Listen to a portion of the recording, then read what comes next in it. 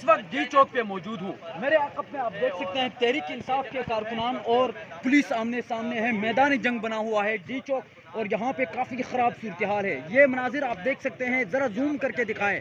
IG Islamabad यहाँ पर खुद मौजूद हैं, जहाँ पे खुद वो जो है पुलिस की कमान संभाली हुई है और यहाँ पे शदीद शेलिंग हो रही है। वो कंटेनर के पीछे कारकुनान मौजूद है और काफ़ी सख्त सूरत हाल है यहाँ पर। और इस साइड पे भी आप देख सकते हैं, यहाँ पर भी काफ़ी जो है वो पुलिस मौजूद है। और ज़रा आप देख सकते हैं वहाँ पर कारकुनान की एक बड़ी तादाद जो है वो मौजूद है और यहाँ पर काफ़ी जो है वो सूरत हाल ख़राब है।